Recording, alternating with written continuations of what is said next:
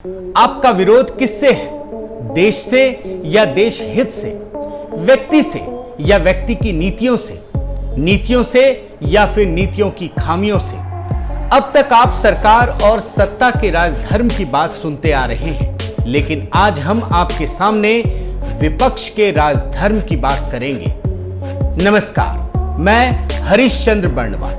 आज ये वीडियो बनाने का पर्पस ये है कि जो स्थितियां पैदा हो रही हैं उससे ये नजर आ रहा है कि विपक्ष अपनी नीतियों से देश को पीछे लेकर जा रहा है।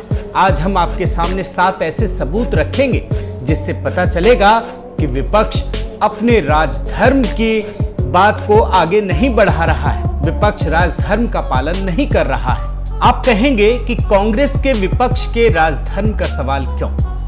यह सवाल इसलिए उठ रहा है कि कांग्रेस के दिग्गज नेता और सांसद दिग्विजय सिंह ने आर्टिकल 370 को लेकर एक विवादास्पद बयान दिया है। उन्होंने कहा है कि अगर कांग्रेस सत्ता में आएगी तो इसे दोबारा बहाल करने पर विचार किया जाएगा। पहले उनके ये बयान सुन लीजिए।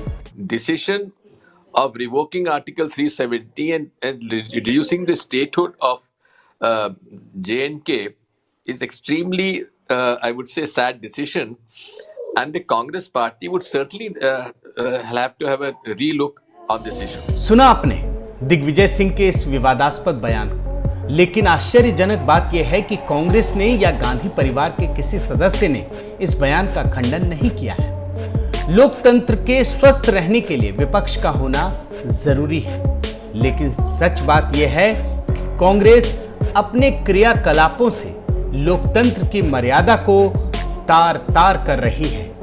कांग्रेस की मंशा उस समय जाहिर हो जाती है जब वो नीतियों की जगह देश हित का ही विरोध करने लग जाती है, जब वो व्यक्ति विरोध में देश विरोध पर उतारू हो जाती है। मैं आपके सामने कुछ वाकया रख रहा हूं जिससे पता चलेगा कि कांग्रेस ने विपक्ष के राजधर्म का पालन नहीं किया।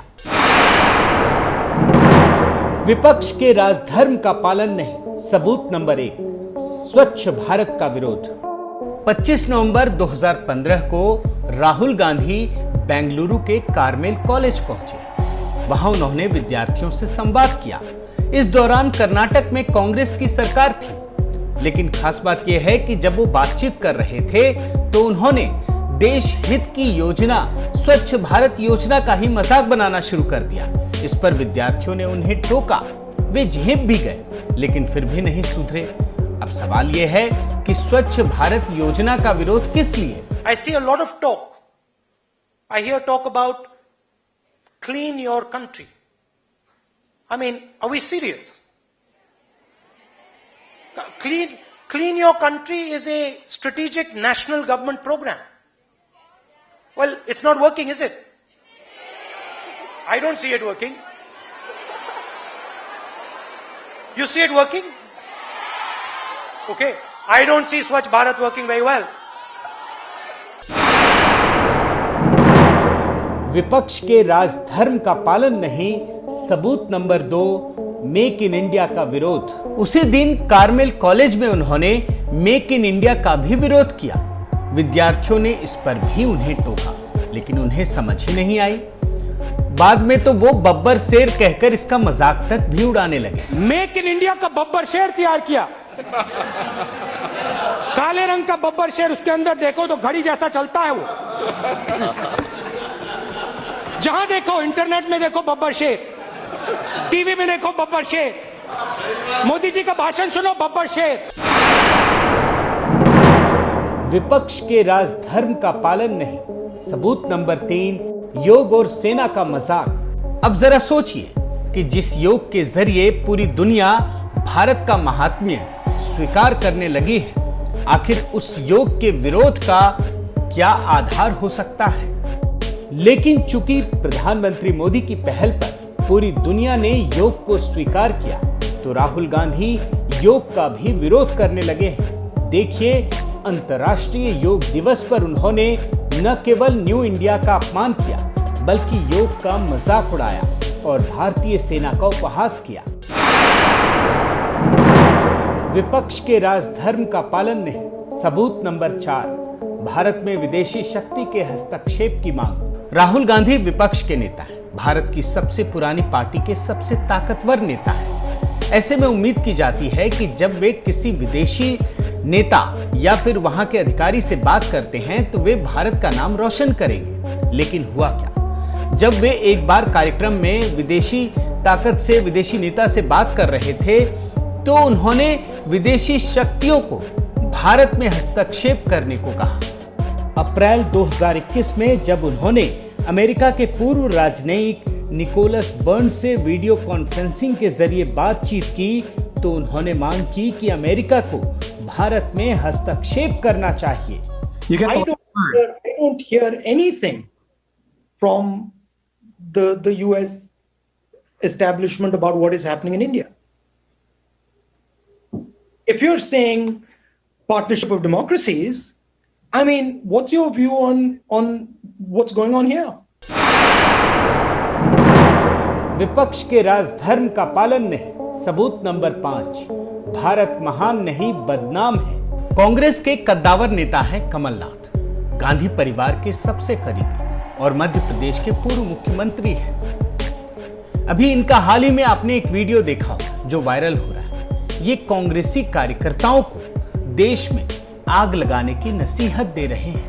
तुम लोग को आग लगानी है, मैंने कहा था ये आग लगाने का मौका है और ये व्यक्ति किसानों के साथ न्याय होगा, ये तो पहली लड़ाई। दूसरा काम है आग लगाओ।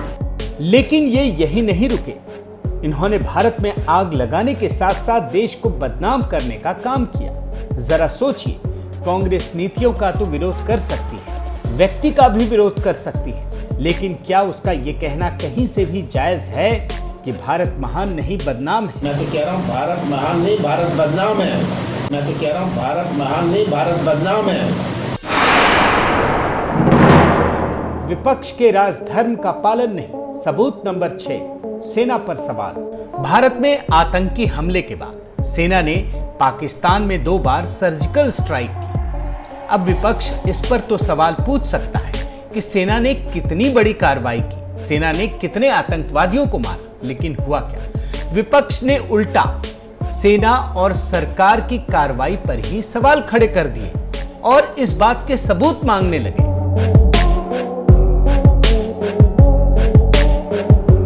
इजराइल में आतंक के खिलाफ कार्रवाई पर वहां के विपक्षी नेता ने क्या कहा, इसे भी हमें जरूर सुनना चाहिए और विपक्ष को अपने राजधर्म के बारे में जरूर सोचना चाहिए। Over the past 10 days, they've shot roughly 3,000 rockets, without any specific target, just on Israeli cities, Israeli homes and towns. And this is obviously unacceptable. So our goal is for them not to be able to do that again. विपक्ष के राजधर्म का पालन नहीं, सबूत number 7, Ayushman Bharat का मजाक। हम सब जानते हैं कि आयुष्मान भारत पूरी दुनिया में जन स्वास्थ्य का सबसे बड़ा कार्यक्रम है। इस योजना से न केवल 50 करोड़ लोगों को मुफ्त इलाज की सुविधा मिली है, बल्कि ये पूरी दुनिया के लिए एक आश्चर्य का विषय है। लेकिन राहुल गांधी इस योजना का भी मजाक उड़ाते रहते हैं। अगर वो इसके लागू करने में कोई सुझाव देते या कोई कमी निकालते तो वो देश हित में होता, लेकिन उन्होंने इसका महत्व गिराने के लिए इसे गरीबों की बजाय उद्योगपतियों से जोड़ दिया। हालांकि आप ये जानकर आश्चर्य से भर जाएंगे कि आयुष्मान भारत योजना का सबसे अधिक फायदा कांग्रेस शासित राज्य छत्तीसगढ़ ने उठाया है। देखिए ये रिपोर्ट, इस रिपोर्ट में इस बात का खुलासा हुआ है।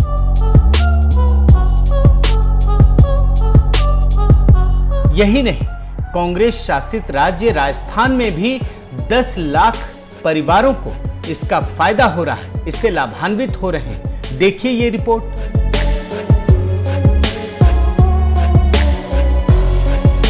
जबकि कांग्रेस शासित राज्य पंजाब की 76% आबादी आयुष्मान भारत योजना का लाभ ले रही है, ये भी रिपोर्ट में दर्ज है।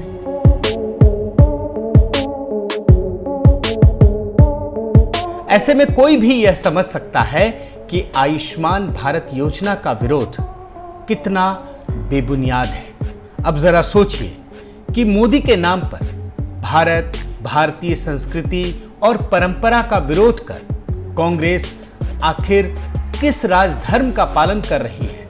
आखिर लोकतंत्र के किस स्तंभ को मजबूत करना चाहती है?